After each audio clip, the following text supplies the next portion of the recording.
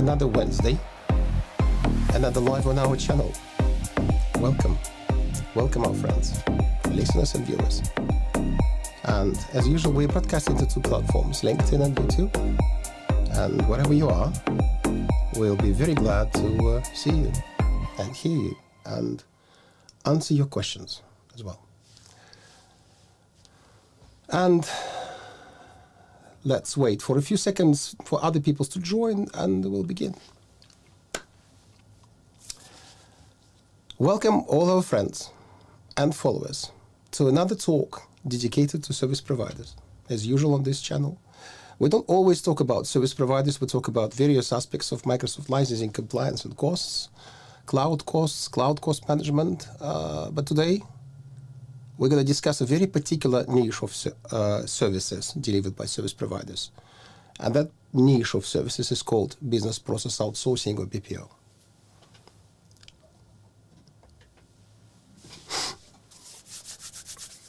Right. You can ask your questions in the chat.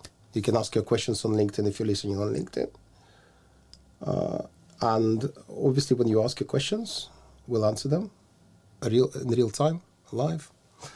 And as I said, today, we will discuss a niche of services, service provider services, which are called Business Process Outsourcing, or BPO. The acronym is BPO. You've seen it probably multiple times before if you are in the service provider business, but we'll explain to you what it means, and we'll explain to you why we discuss it today.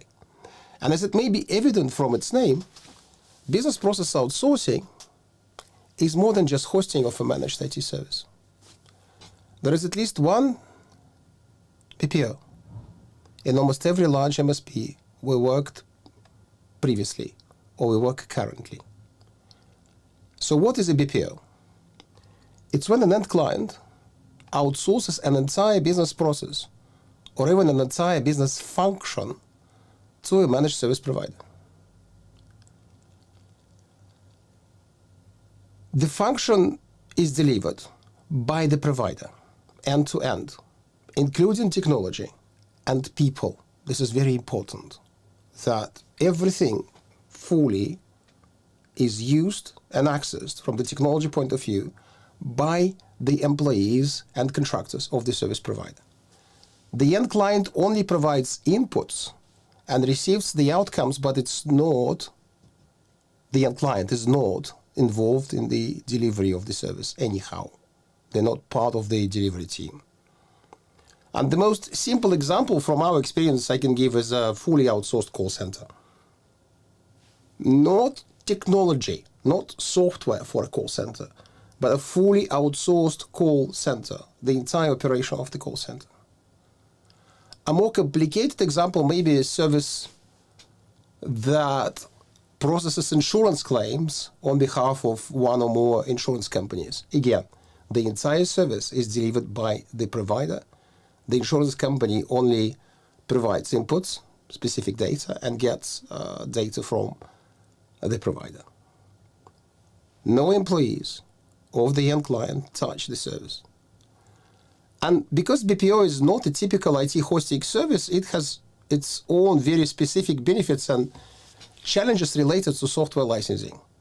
And understanding these specifics can help you reduce running costs. That's the most important bit.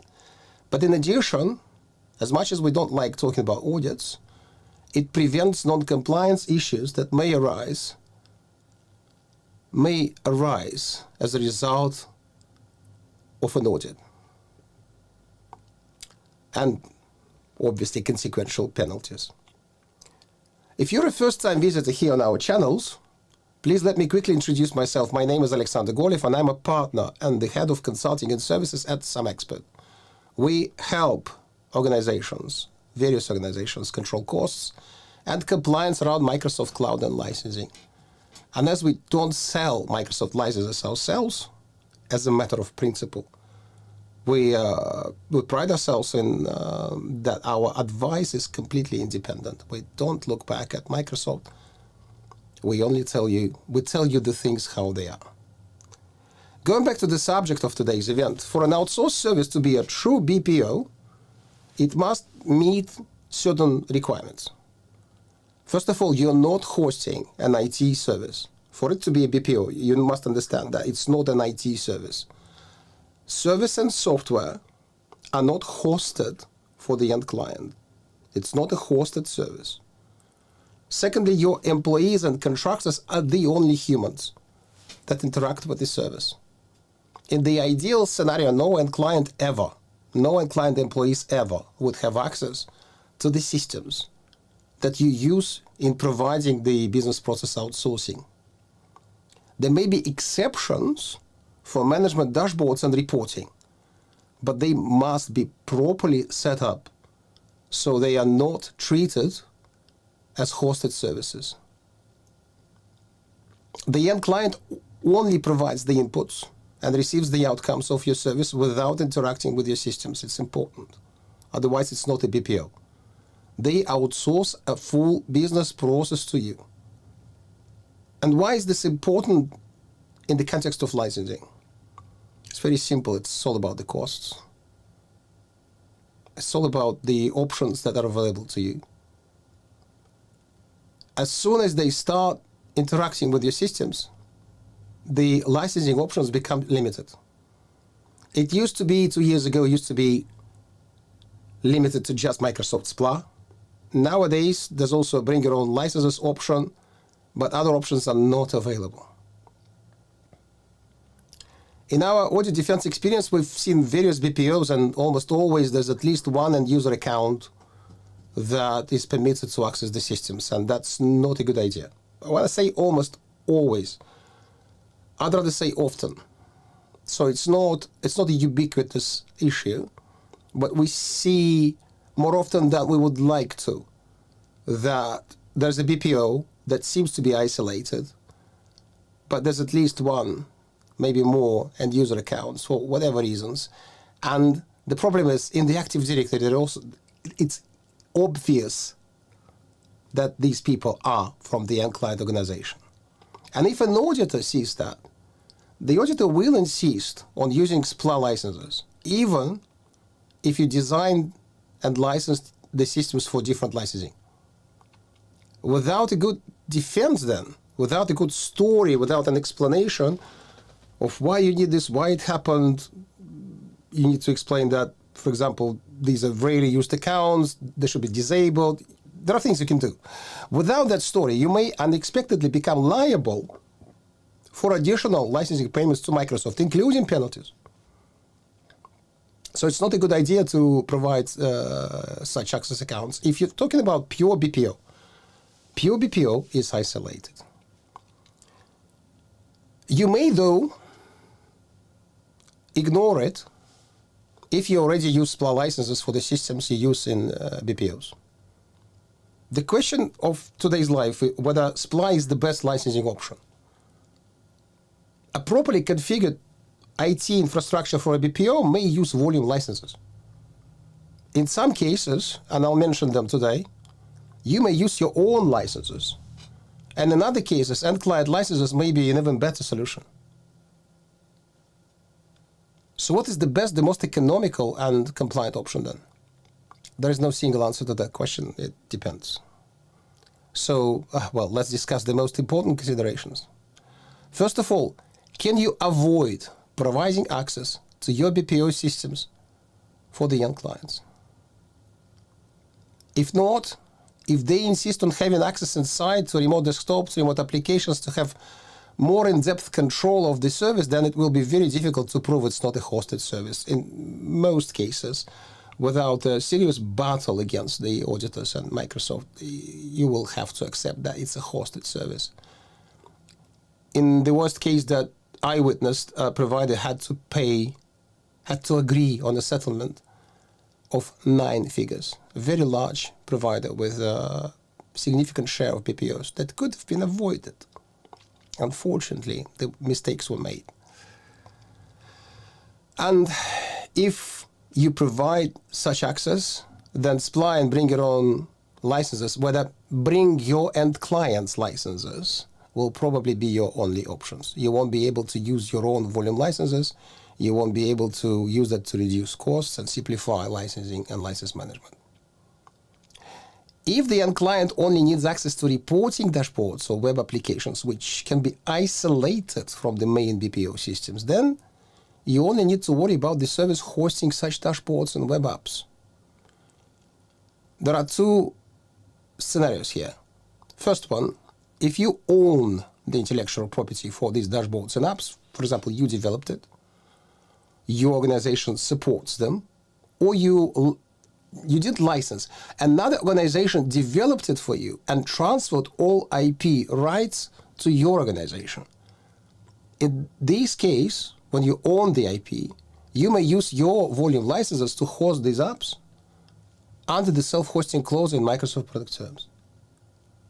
If these apps and dashboards are licensed from a third party, then you can isolate such service in a specialized cluster and consider using SPLA only in that cluster. That's another option. In any case, you will need to make sure that you can draw a very distinct line between the main systems supporting the BPO and separate service providing limited reporting capabilities and overview to the end client. There's always a risk, whatever you do here, there's always a risk of Microsoft considering it to be a part of a large integrated hosted solution, so you need to be very careful. Unfortunately, there's no express definition of a valid reporting dashboard, and it must be thoroughly assessed and described on a case-by-case basis. Can you win? Yes, you can. You just need to be thorough and avoid common pitfalls. The other big consideration is whether the hardware supporting the BPO is dedicated to a single client. It's easier to explain and defend the chosen licensing model when the hardware is dedicated. Many BPO providers already have, for example, dedicated clusters for separate call centers, each serving a single client. In this case, if it's a true, properly configured BPO, as we discussed just now, you have all the licensing options on the table. Option one, your volume licenses, because it's not a hosted solution, you use it internally. The second one is end clients volume licenses, because you may declare that you are collocating this solution for them, or even SPLA if you wish so. So you have the most flexibility in this case. It gets a bit complicated to understand when you provide the same service to multiple end clients using the same systems.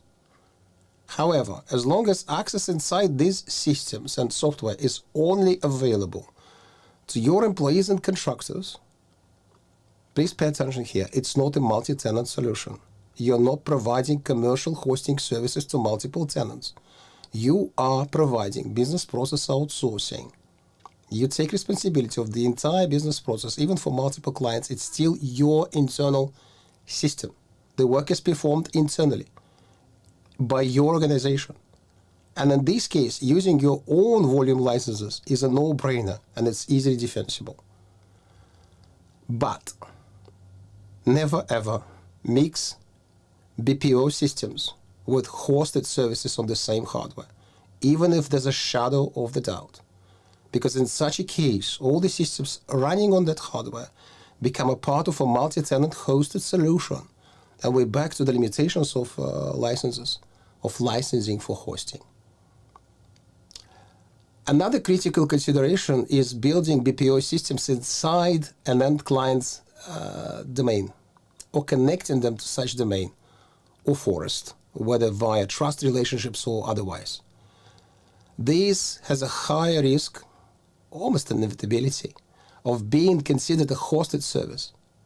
In any case, it practically eliminates the option of using your own licenses, even if the hardware is dedicated to a single end client, unfortunately. I was once involved in defending a client against an audit in which Microsoft insisted that even though the hardware was dedicated to a single client, it was a case of collocation. So they insisted it was collocation, and therefore the provider's licenses could not be used because the solution was connected to the end client's domain. Yes, it was what we call a pure BPO, and actual access to the systems from the outside was not needed or wasn't provided, but because it was on the same domain, the systems were joined the end client's domain, there was very little anyone could do to change Microsoft's opinion on this solution's licensing. It must be separate. It must be isolated.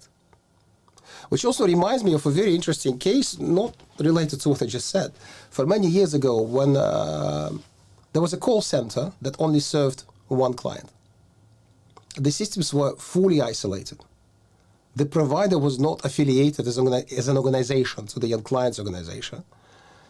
But in this particular case, because it was a service dedicated to a single client, Microsoft auditors insisted that it's a de facto department of the end client. They didn't serve any other client. They only served one client.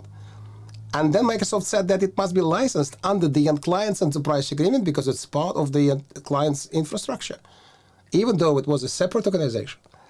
Very rare, very peculiar case. Just be aware that this may happen if and when your only service is a BPO and you only have a single client and you provide no other services to other clients. It can go in an interesting direction with Microsoft. As for that particular case, the provider together with the client in the end won by proving there's no affiliation or management control, but it took them some time and effort. It wasn't easy. So why would you consider non-SPLA licensing for BPO? It's very simple. It's all about the costs, as I said already.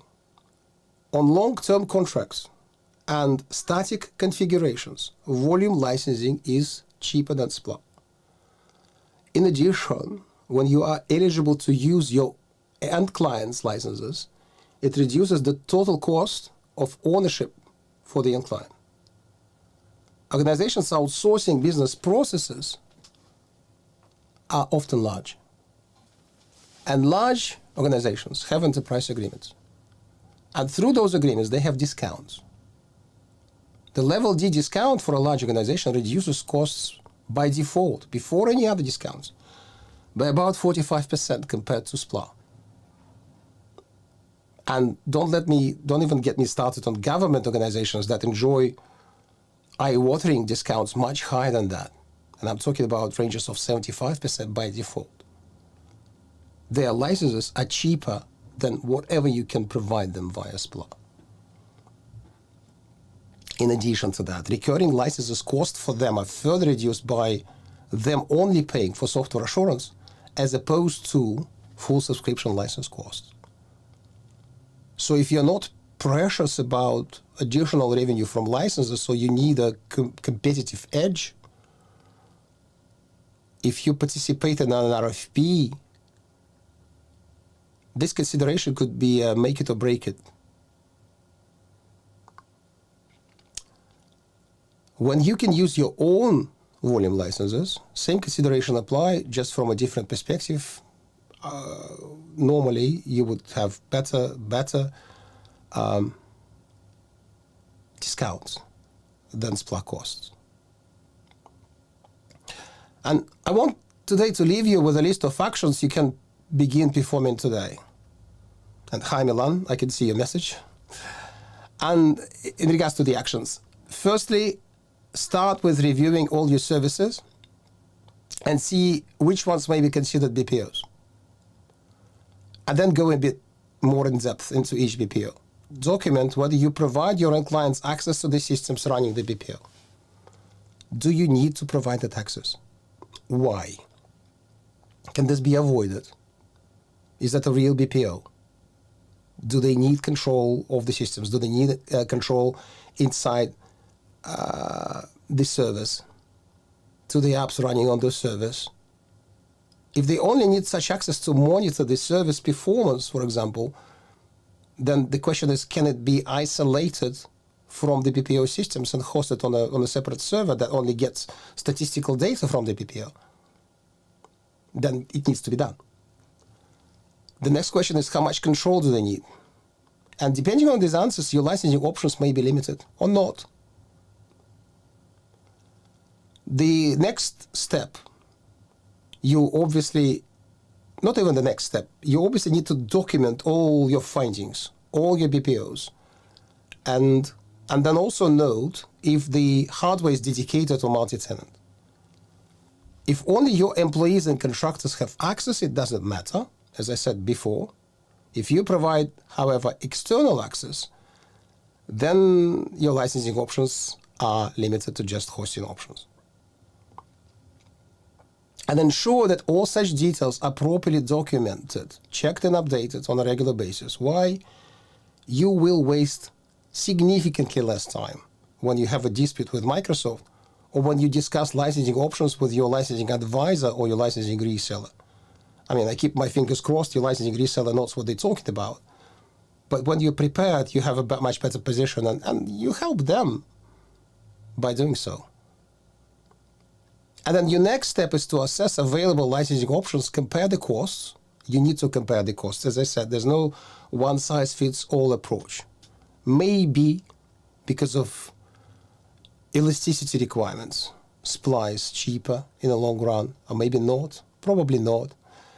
You need to do a calculation for your particular case. There is no one-size-fits-all comparison. There's no one-size-fits-all 100% applying approach or a formula.